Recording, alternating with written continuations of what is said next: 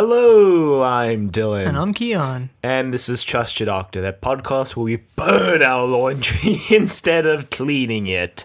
Because this week we watched Terror of the Vervoids. Written by Pip and Jane Baker. Directed by Chris Claw? No. I don't know how to pronounce that precisely. Yeah, and aired in November of 1986. I should probably learn how to pronounce his name because I think he directs next week's serial too. Huh. Yeah, so I was reading production information on this serial because I was bored and I wanted to know what happened behind the scenes. And apparently this serial, not this serial specifically, but this slot in the trial, the future story, at first J&T was like, we'll do two-part serials because the first part of the serial always gets a bump in viewership and we need those viewership figures. So they had these two new writers writing two serials for the show. They've never written for the show before and they were working on it, and the one who was writing the first serial was doing really well. The guy who was writing the second serial wasn't doing so well. He was having difficulty writing for the format, I think, and then... So they had to call in Pip and Jane. No, not yet. No, so they scrapped those and they called in Chris H. Bidmead to write this serial. And apparently Bidmead... Who doesn't love a good Frontios? So Bidmead worked super closely with Eric Saywood on it because he really wanted the serial to get in and he really wanted it to be to their specifications. So every single draft he sent to Saywood for notes, and Saywood was like, oh yeah, it's shaping up real good, looking real nice. And then J&T came down with... Probably means that it sucked. No, I'm just kidding. No, well, okay, so J&T ends up casting, at this point, Bonnie Langford as Mel, which is who he wanted to cast. He wrote the brief specifically to heavily hint that he wanted to cast Bonnie Langford, and then he did, and Eric Saywood was already displeased with Mel's character, and then he calls Bonnie Langford, and he was like, okay, well... And then he just immediately axes Bidmead's script. He's like, yep, nope, turns out I don't actually like it, and so... That was a surprise. And then, this is the best part, J&T was looking for someone to write the serial now, and he ran into Pip and Jane Baker in the elevator at the building. Because apparently they'd been on vacation and hadn't been in touch with J&T and Eric Saywood. And they wrote the first draft of the script in a week, because they needed it really desperately and really fast. So, the show is clearly falling apart here. Yeah, this is also the serial in which they told Colin Baker he wouldn't be returning for next season, because this is also interesting. Sidney Newman, from First Doctor's era, created the show with Verity Lambert. Okay. Wrote to the BBC because he wanted to get a created by credit in the credits. Wow. And they were like, no.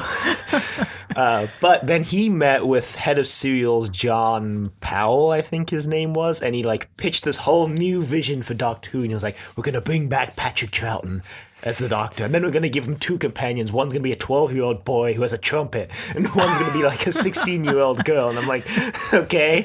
And he's like, end goal, regenerate the Doctor into a woman.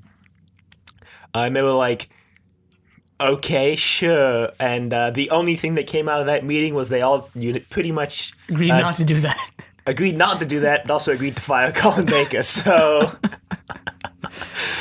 But on the bright side, who doesn't love a good Pip and Jane Baker serial? Yeah, well, the last story they gave us was Mark of the Rani, so... Yeah, that one was mediocre, this one's mediocre, so you know what to expect. I mean, it's better than Mind Warp. I mean, yeah, it's better than Mind Warp. A lot better than Mind Warp. And I like Mel. Yeah, I like Mel. So... She sounds like Joe.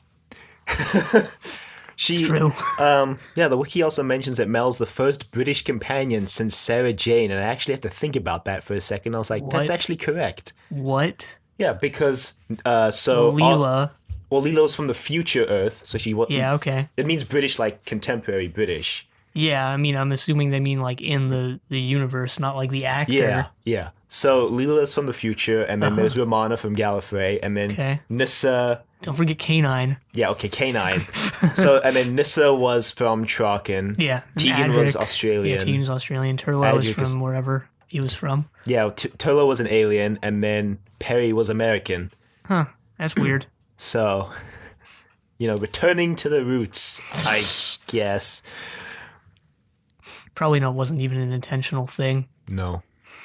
Anyway, it opens with the doctor in the courtroom, and he's like, so apparently they just randomly jump into this. It's now the doctor's turn to present evidence in his defense.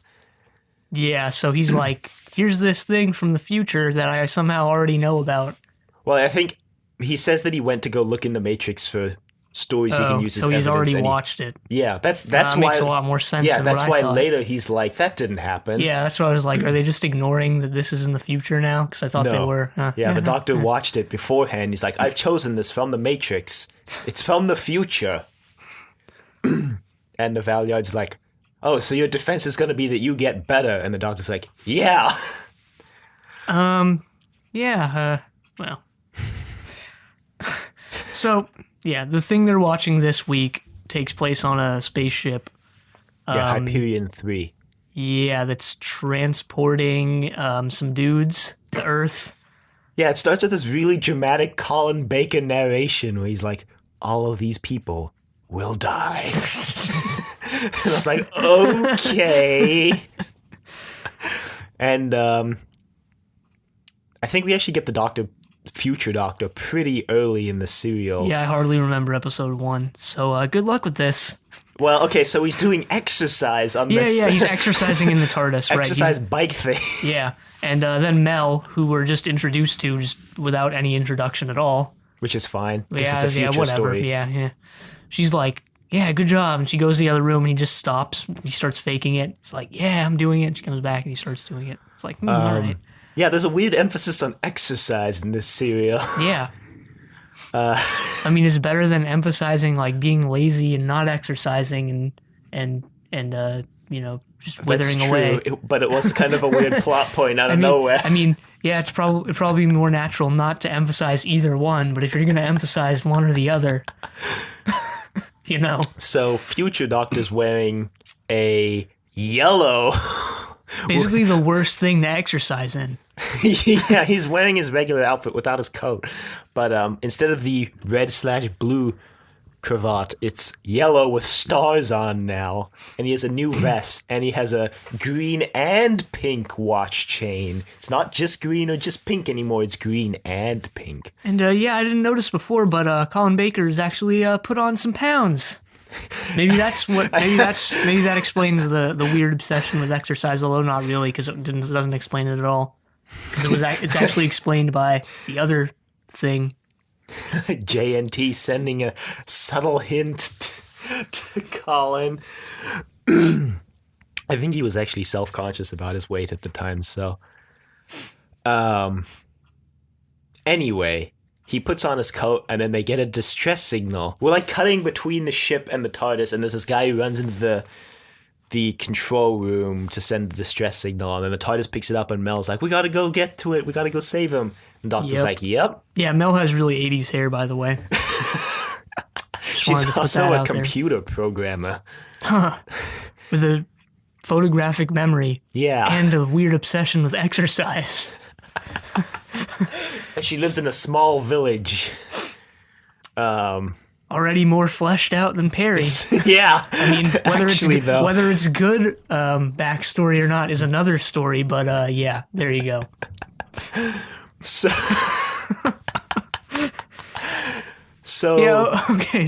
this doesn't have anything to do with the serial, but since we mentioned Perry, I watched Fantastic Beasts the other day, and that's set in New York, right? And it's written by J.K. Rowling, so like the whole thing was just Perry, the movie. Like, everyone acting really British and speaking really British, but they're all American. Just wanted to let that be known. Great, now I have something to look forward to when I inevitably see that movie. Yeah, it was all right. All right. Yep. Speaking of Perry, this would be a good serial for Perry because plants are a major role in this story. Yeah. So right after Perry gets written out, there's a serial that's perfect for her. When none of her own serials were. Way to go. Thanks, Pip and Jane. It's not really their fault. No, it's more Eric Saywood's fault. Eric Saywood and JNT. Oh yeah, they told JNT they'd move him to another program if he broke the news to Colin Baker himself that they were firing him. I don't think they actually did, so... he kind of got the short end of that stick.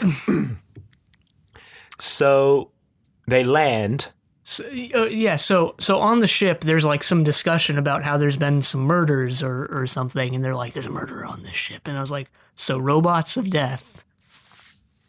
Kind of, yeah. Kind of. Although worse? And without Dracula? / the devil, or whoever that guy was.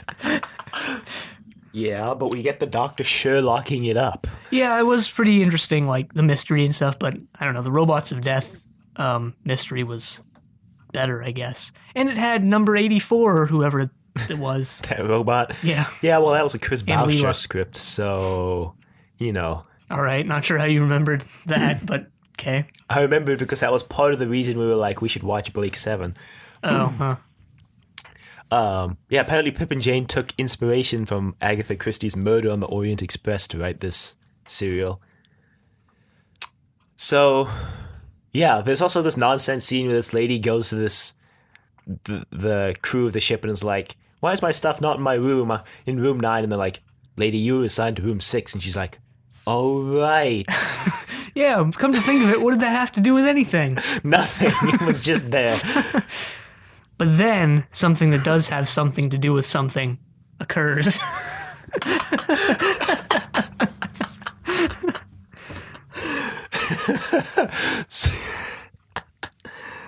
So this guy comes up to the front desk or whatever, and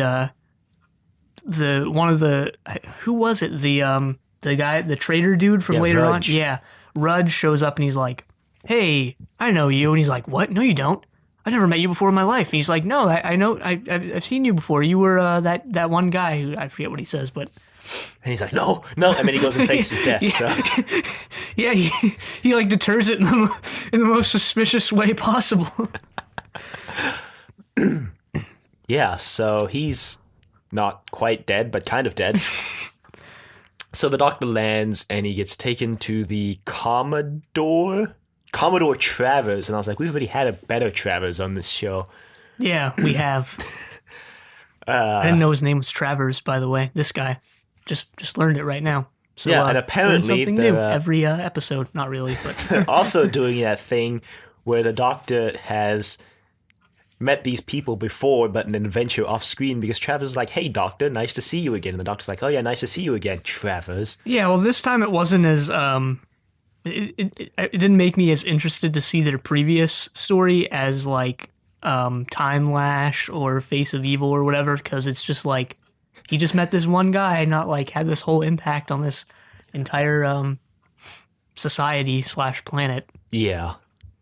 Well, apparently they actually novelized the that first meeting this time. Well, we should read that So for when we, yeah. Anyway, so yeah, the Doctor and Mel get confined to passenger areas only, and they're like, well, let's go and investigate. And then it cuts to the trial, and the Doctor's like, you'll soon see that I was asked to get involved, and I didn't just meddle this time. And the Valuard's like, uh-huh. Yeah, except it's actually not soon. It's like near the end of episode 4. The Valuard's like, uh-huh. You can tell the Valuard is a little bit, well, I've never seen this evidence before. Where is he going to take this? But then later it's implied he's been messing with the evidence, so... Which it already has been implied. And, like, I don't know, I'm so over the cuts to the trial scene at this point. Every time it did it now, I'm just like, stop. Because they don't advance the I trial know, they don't plot at all. They don't advance anything with these scenes. It's just like, cut to this scene and have the same exact discussion, worded slightly differently this time. Every single time. It's exactly the same. I'm like, stop. Anyway, cut back to ship, and the communications officer gets killed by someone off screen. And then Mel... Yeah, she goes to the exercise room. Yeah, she goes to the first. hydroponics lab after the exercise room because she finds out to go to the hydroponics lab in the exercise room, and she overhears this other guy talking. She's like, hey, cool, exercise. And then I think we're introduced to Lasky, who's like one of the scientists. Yeah, because she's in there. Yeah, there's like a team of 3 scientists, and she's one of them. And yeah, she's set up to be like really power hungry and fame seeking and stuff. But yeah, you find out more about that later. And they foreshadow this whole tape subplot later because they're like, see, if you put this tape in here, you can listen to exercise tapes while you exercise. And I'm like, oh, okay, great. Sure, that won't become important later. Yeah, I guess come to think of it, there are a couple red herrings in this serial. Yeah. Maybe. A couple. A few. Well, a maybe smattering. A good selection, no.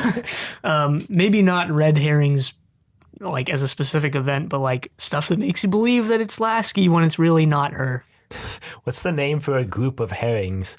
A murder of herrings. Wait, that's crows. Yeah.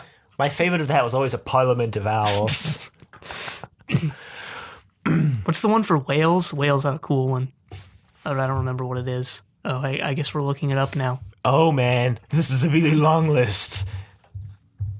A rockery of albatross? There we go. A pod of whales. Oh yeah, a pod of whales. What are some other ones? Wait, is herrings on this list? It's probably not. It's probably just a school. Oh, it is. It's an army.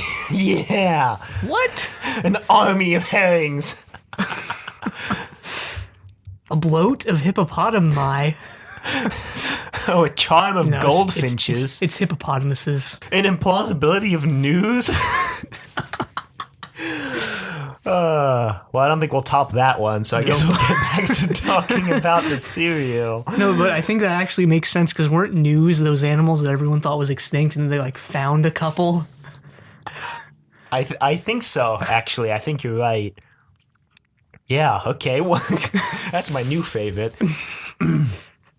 So anyway, Perry goes to the hydroponics. Well, Mel tries to convince the doctor to go to the hydroponics lab. And the doctor's like, yeah, nothing's there. Wink, wink. So she goes to the hydroponics lab and she sees the communications officer get killed. Yeah. And then she questions why they're using cellophane as a as a wall. No, she actually questions the death she just witnessed. She also screams in the same key as the sting. Yeah. J&T apparently specifically asked her to scream in that key, and you know what? I'll give her props for actually nailing that key. Yeah, good job, Mel. Although it does get a little tired when she does the exact same thing for the cliffhanger of episode 2.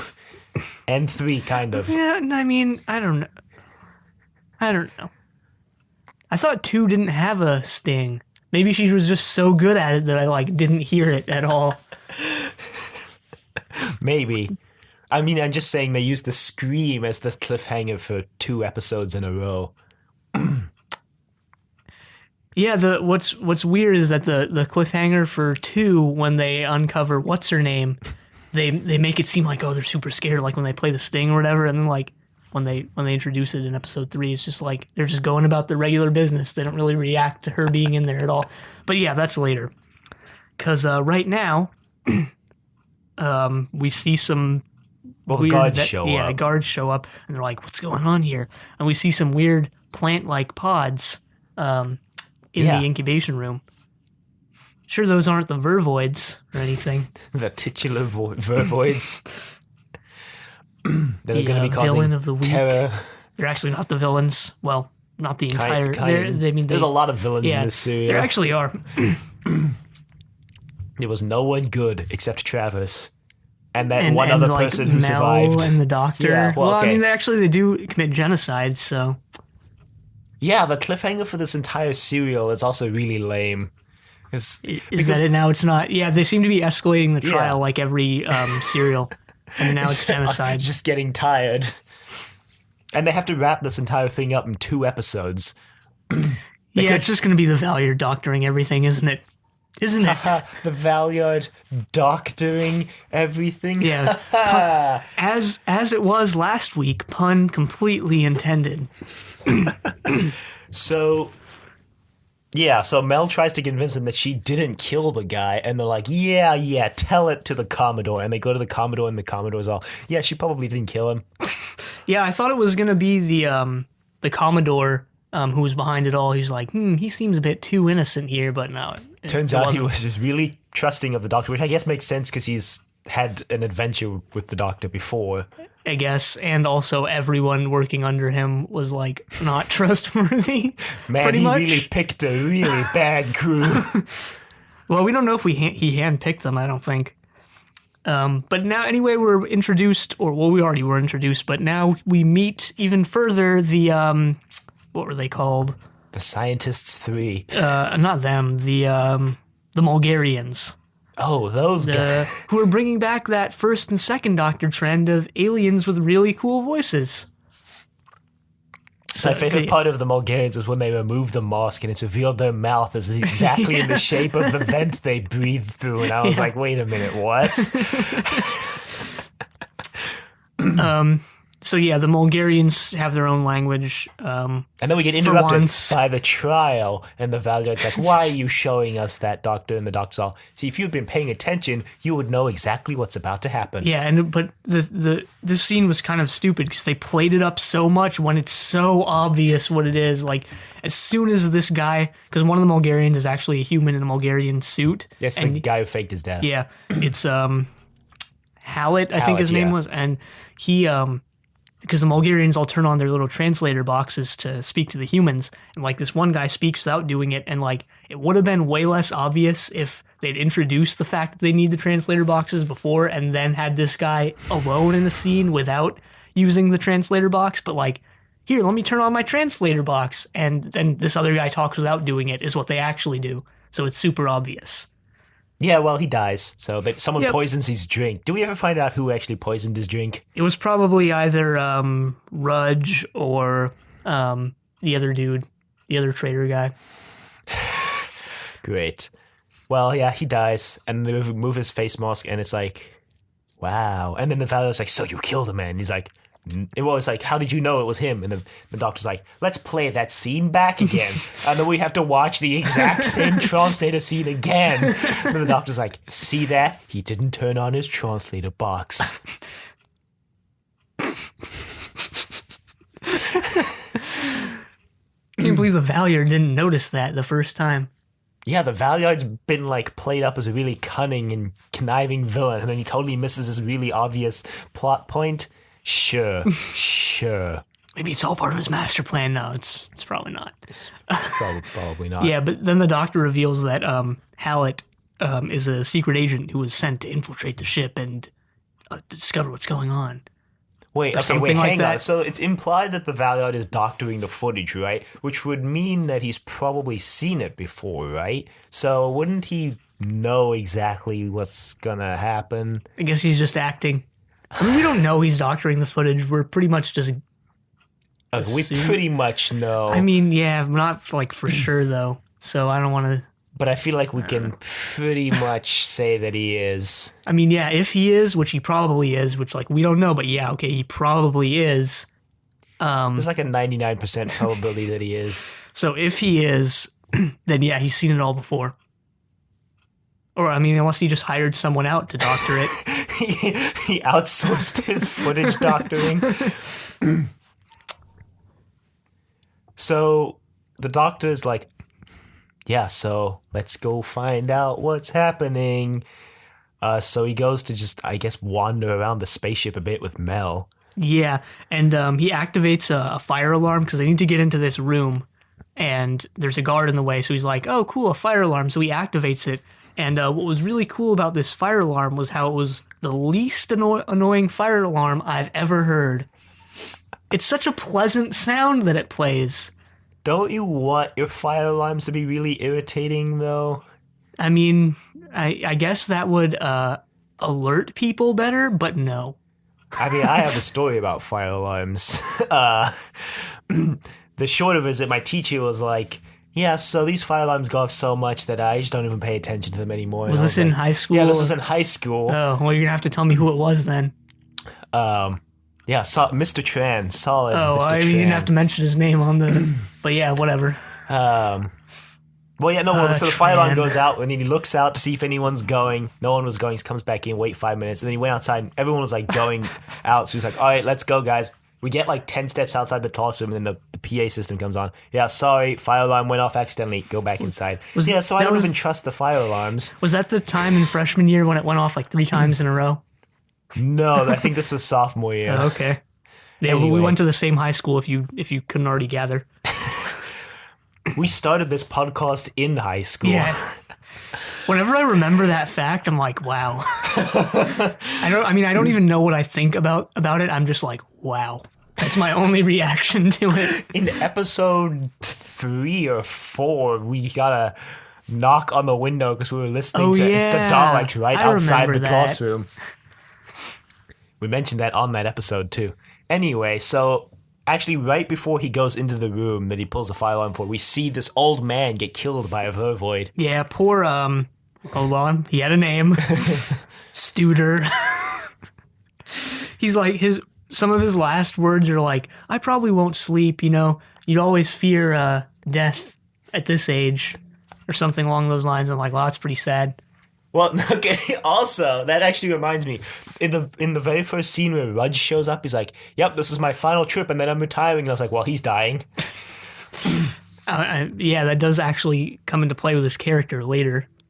And he does actually die. Yeah, he dies too, yeah, so, like almost everyone. Anyway, the Doctor and Mel bust into the room, and Mel screams again because they see this half-human, half-plant hybrid. Yeah, and you think she's going to be a big part of the story, but she's not. That's been done on this show, hasn't it, before? Plant-human hybrid? Yeah. Well, the Vervoids from episode 1. No, we see their little stamen things, so... Once we get to when they actually show up, we can mention their questionable appearance. Because and their Ice Warrior-like voice. I kept getting this crinoid vibe from this whole serial. Well, the crinoid was more of a parasitic jerk face rather than. Yes, but wasn't it plant-based? Yes, it was. Okay. It was also like really, really powerful when the Vervoids aren't actually that powerful. Well, the Vervoids can kill people with their hands. Yeah. They're almost ambassadors of death like that. The ambassadors of death, by the way, are still the most overpowered villains on this show. Yeah, they are. Yeah, I question why they thought it would be a good idea to enslave the Vervoids when they have these Janus Thorn-like mechanisms in their hands. I question why they designed those Janus Thorn mechanisms because they're like, we genetically engineered these Vervoids. Yeah, a lot of questionable decisions went into the creation of the Vervoids. The serial also features some of the worst CSO in Doctor Who history. There's a scene where Mel and the Doctor like on some sort of balcony in the main like recreation area. Yeah, and the I think I remember this. Is a space scene, but it's really, I bad. I remember that. I mean, it's like clipping all over their hair and couldn't have been as bad as Underworld. No, it was bad. And I was like, you know why? I bet it's bad because they couldn't find a color that wasn't on the Doctor's damn coat for them to use. Probably. Oh, we didn't mention the scene where the Mulgarians are playing Galaga. Oh, yeah. And I guess this is one of those weird things where, like, video game licensing was really weird and, like, didn't exist in the 80s. So they're like, let's just throw this thing in. No one will care or notice. But what really irked me about this is that they were playing it off like Galaga is a 2-player game when actually it's not. Didn't they I think it has a 2-player mode, actually. So, yeah, I don't think Galaga had a 2-player mode. I think, like, Galaxian or whatever had 2-player mode. One of the sequels. One of the knockoff / sequels. You can never really tell. Like Miss Pac-Man. Man, those were some weird times for games. Well, it was kind of cool how they like projected Galaga onto this glass pane, so it was like this hologram version. Now. They're playing like a hologram version of it. Anyway, they lose, so anyway. Which is maybe the money I've wasted on that game. Have you actually? Yeah, because I used to have one at the, Oh, yeah, you're right. Mm-hmm. So, what happens next?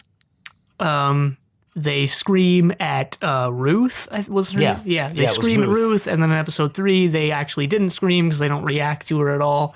And then what's her face rushes in, and the 3 scientists basically come in, and they're like, "What are you guys doing?" And they like gas Ruth, and she gets knocked back out.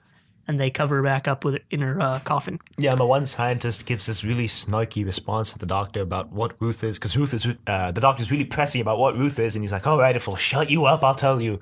We were, like, doing some genetic experiments, and she, like, had a cut on her hand, and some spores accidentally got into her blood. And I was like, wow. So kind of Borat-like there. And I was like, that must suck. Why don't you just kill her and put her out of her misery, because she clearly hates her life. But they're actually...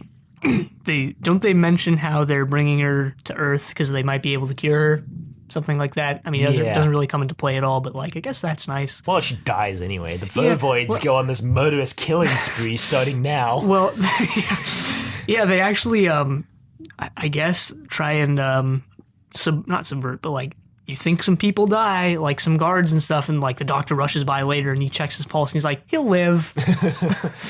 I mean, I guess that guy probably dies later if the Vervoids encounter him, so, yeah. The Vervoids kill everyone they encounter because they don't want to be slaves. Or food. So their voice was really Ice Warrior-like. Yeah. And I thought they might tie them into the Ice Warriors somehow. No. There was supposed to be a, like an Ice Warriors origin story in the second Doctor's era, I think. Called Lords of the Red Planet. Big Finish made it as an audio drama. Yeah, they really need to bring the Ice Warriors back. But they don't until... They do in the reboot. Yeah, until the reboot, yeah. I actually enjoy that story that they brought him back in, although I don't think that's common. I think the common fan consensus is that it's mediocre. Huh. Well, yeah, I guess now would be a good time to go into the Vervoid appearance. It's strangely genital shaped. Yeah, so they're... Both genital, as in like both genders. Yeah, so their head looks kind of head-like, if you know what I mean. That took me a second. I was like, what? Oh. Yeah. Well, it's kind of surrounded by shaped mouths. Someone in the costume department was like, I'm just kidding. Probably. They were probably trying to see how much they could get through. And after Arado. I still don't understand why people think Arado is shaped, because I didn't see it at all. But hey. I wonder if we're going to need to slap an explicit tag on this podcast because of that. Maybe. We could just bleep the words. Oh, yeah. I mean, if you want to add some extra work into editing. I mean, I'm going to have to edit this before I leave anyway, so... Yeah, but if you're listening to this, you already know what we did.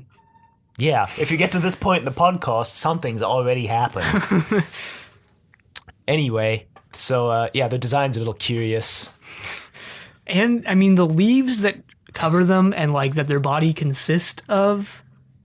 Look super fake. Yeah, and, like, really bad. The whole costume looks super plasticky. Yeah. Like, normally they at least make an attempt to... They either use, like, clever lighting or something to hide the fact that the costume's obviously not actually an alien or something. But in this, they just made no attempt at all. I mean, they don't even usually use, like, clever lighting or angles to do it. They kind of just... Like, most of the time, it does look pretty bad. But they'll, like, put them in the shadows or something. I mean, or, I don't know, like, the... They'll cover it with, like, clothes or something so you can't see the whole costume. And this, they didn't even do that. They were just, like... But they've been getting so lazy recently that's, like... I mean, the Centauran in Two Doctors, like, come on. I mean, recently, yeah. Like, but back in the day, they used to actually put effort into those costumes, even though their budget was, like, some shoestring and a piece of wood they found in the trash can. What the Vervoids actually kind of reminded me of was... in the animation of Shada, those rock guys, and how they looked really bad. Yeah. Yeah, I know what you're talking about. Speaking of animation, they just released an animation of Power of the Daleks. Yeah, I know.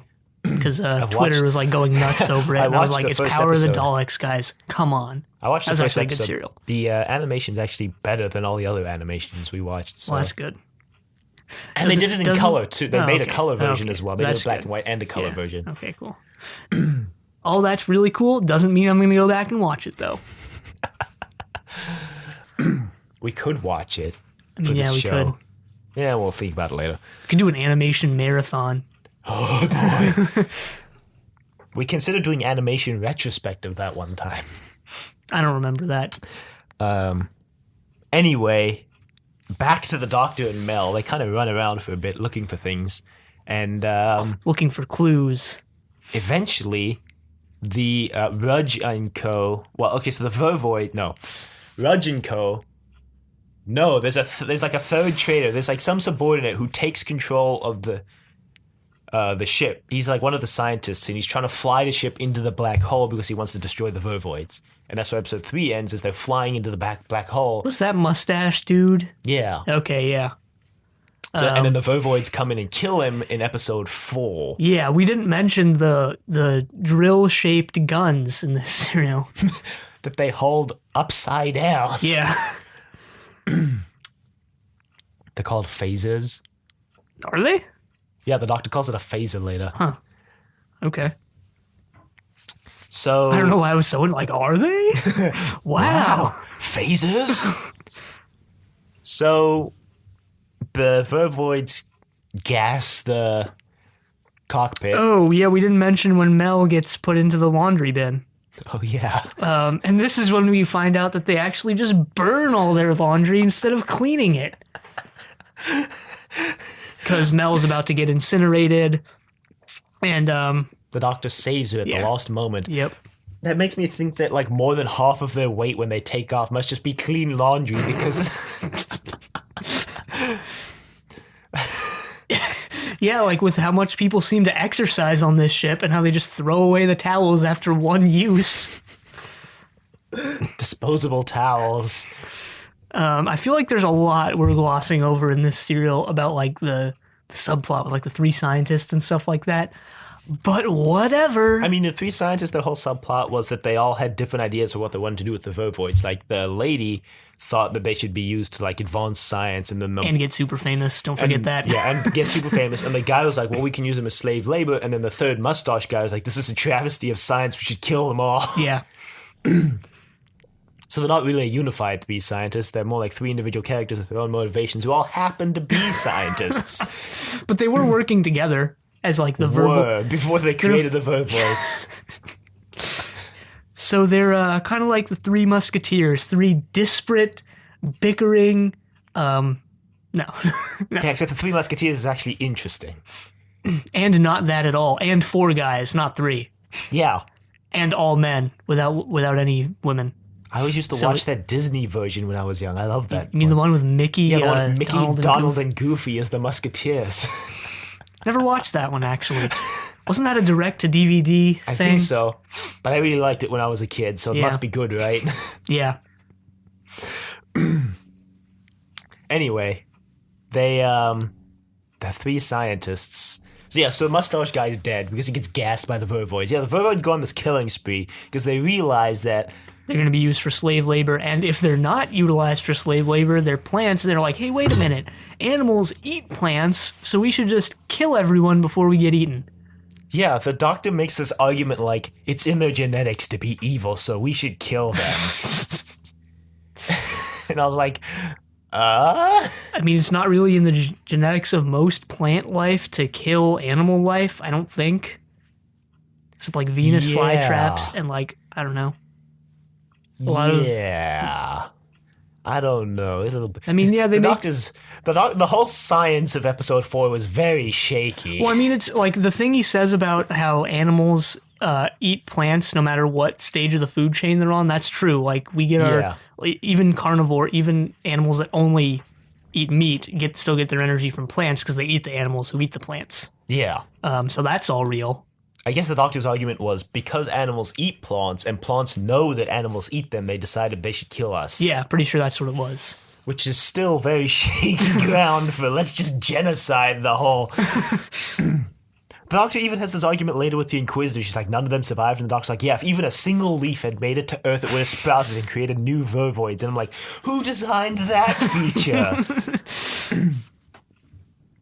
More importantly, how did they design that feature? Because leaves aren't the reproductive part of the plant, are they? No. I don't think so. No, leaves are designed for... Photosynthesis. Photosynthesis. But, hey, whatever. How do the vervoids reproduce? I guess by dropping leaves everywhere. Yeah, probably. So Why didn't they just clone themselves a bunch with their leaves and be like, haha, there's an invincible vervoid army? I guess it's not immediate, but man, they could have just done that. Oh, the other reason why I was getting a crinoid vibe from this was because the vervoids started in pods. Oh, yeah, I guess. Except way bigger pods. Like pea pods. Yeah, like giant pea pods. I guess there was no dirt on the ship, which is why they couldn't plant leaves and make new vervoids. Yeah, we also forgot to mention how I think it was Mel who turns on the light in the vervoid room when she's not supposed to, and that's why the vervoids like get their growth accelerated.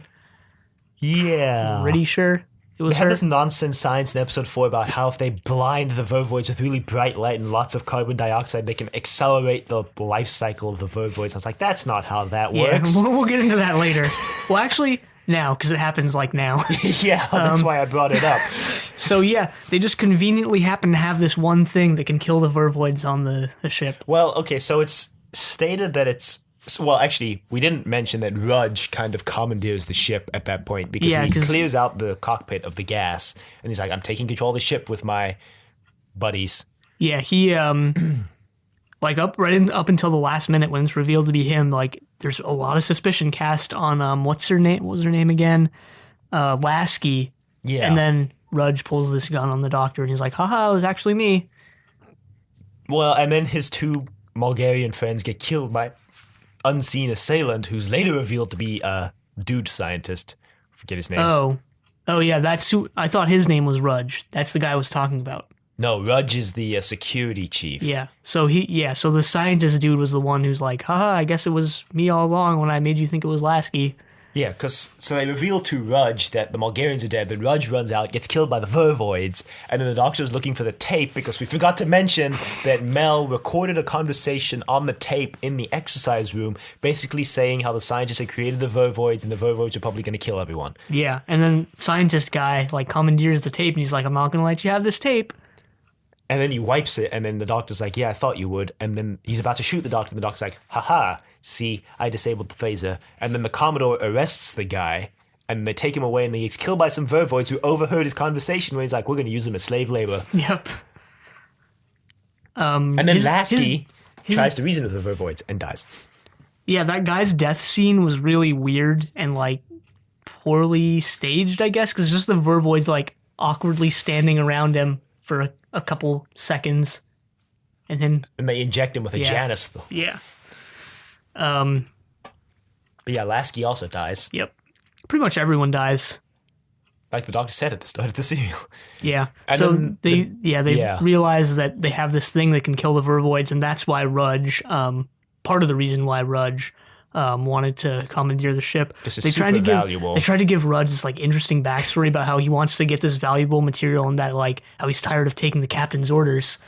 Yeah, but it's also his lost trip. All he has to do is survive and he gets to retire with a nice pension. Why is it always the guys on their lost trip who are the bad guys? Why can't it never be the guys on like the 34th or something? Maybe this is his 34th. No, and but, last. I mean, like, this is my 34th voyage out of 500 or something. 500 voyages is a lot. I mean, yeah, but like, think about modern day pilots and flight crews. They do hundreds of flights a year. Yeah, but this isn't modern day. This is like 29 This is the something. future, so they probably do more. No, you can't just say, oh, they probably do more. We don't know. Okay, they probably do about the same amount. It's a good No, approximation. I mean, you can't just say, we don't know.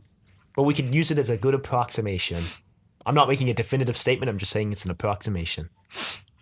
Yeah, well, I'm not going to assume anything Although I about this. I am going to assume other stuff about other things. I guess a pilot and flight crew is a bad analogy for this, actually, because it's more like a cruise ship, and they don't do hundreds of cruises a year. They do, like, yeah, it's more like a... dozens. It's more like a cruise ship captain and his mutinous crew.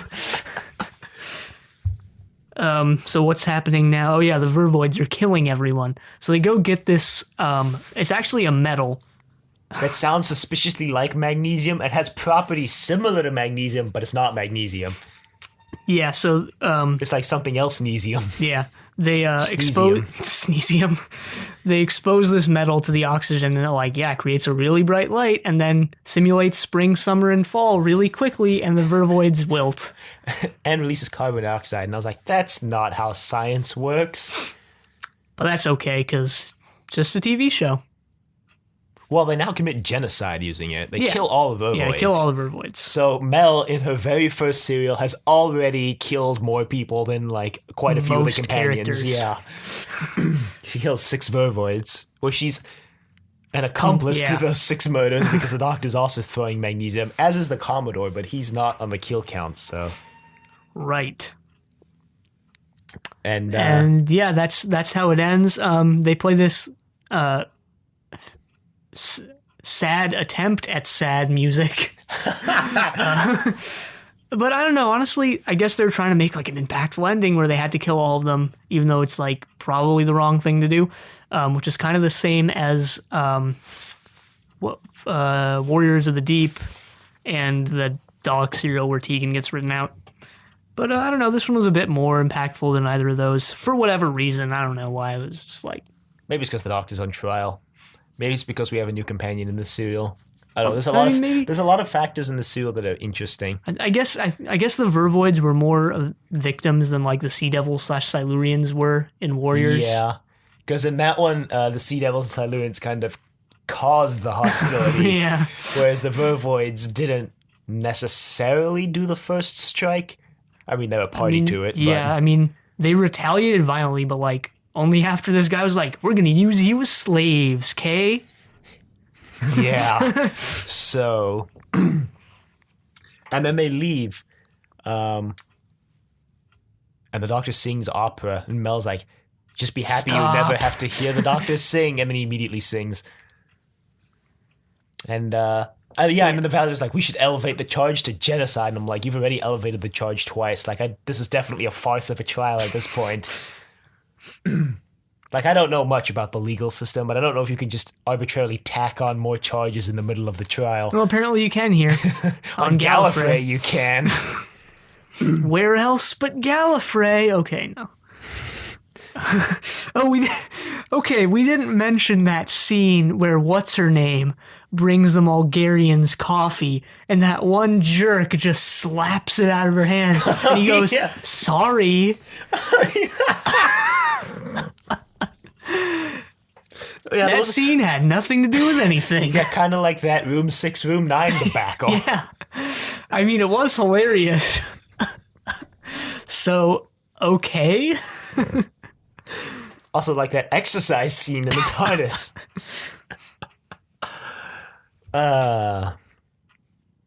Jeez. The sad thing about this serial being just mediocre is that I actually liked the future version of the Sixth Doctor, because I think Colin Baker's playing the future version of the Sixth Doctor like how they intended for his character arc to complete, with him being softer. I did notice that.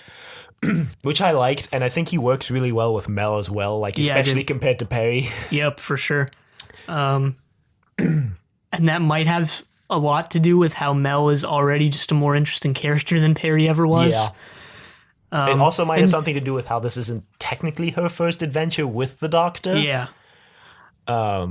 But like they do a good job of like integrating her into the show pretty seamlessly. It's not like, who's this? She's coming out of nowhere. This doesn't make any sense. This is really bad. It's I didn't feel any of that at all.